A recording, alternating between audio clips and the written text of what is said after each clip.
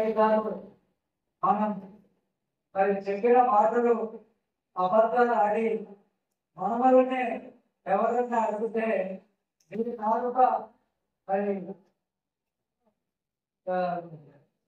లావుగా ఉంది అనేటువంటి మాటలు మందంగా ఉంది నాలుక మందమని మనమల ఎదుర్కొట్టేటువంటి మాటలు చంద్రబాబు గారు మాట్లాడుతున్నారు.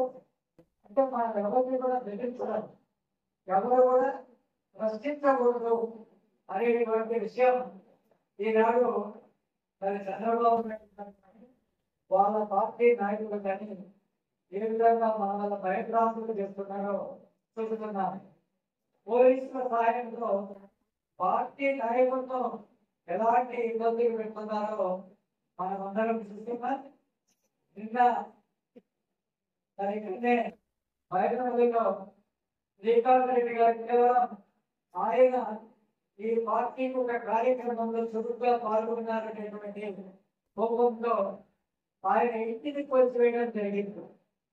నిన్న మళ్ళీ మన ఎంపీటీసీ పోరెడ్డి గారి ఇల్లు మరి దాని మీద మళ్ళీ నోటీసులు ఇచ్చి మరి దాన్ని కొట్టేసే ప్రయత్నం చేస్తున్నారు. ఆల్రెడీ ఇంకొక కార్పొరేటర్ మన కౌన్సిలర్ చెన్నై గారి ఆయన ఒక చిన్న ఒక కొట్టు పెట్టుకున్నారు. అది పెద్ద అదుపులు చేయడం జరిగింది. మున్సిపల్ కమిషనర్లు పంపడం, మున్సిపాలిటీ మన వైఎస్ఆర్ కాంగ్రెస్ పార్టీలో అధికంతో ఉన్నప్పుడు కూడా మున్సిపల్ చైర్మన్ గారిని కానీ కౌన్సిలర్లు కానీ ఎలాంటి సంప్రదించకుండా కేవలం తెలుగుదేశం పార్టీలో చాలా మంది నాయకులకు ఏ పదవులు లేవు. విజయమ్మ గారు కేవలం ఒక మాజీ శాసనసభ్యులు.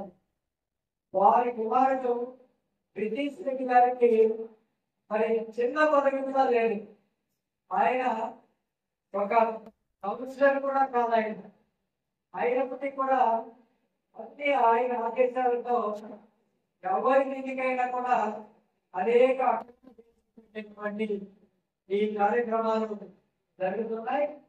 ఇది ఖచ్చితంగా ప్రజలందరూ చూస్తున్నారు, నాయకులు చూస్తున్నారు. ఇదంతా ఎంత పరిస్థితిలో ఎట్టి పరిస్థితిలో సహించేది లేదని చెప్పి కూడా చెప్తున్నాం. ఈవెన్ హైకోర్టు నుంచి కూడా మరి కింది కోర్టులకు కూడా మరి ఆదేశాలు కూడా రావడం జరిగింది.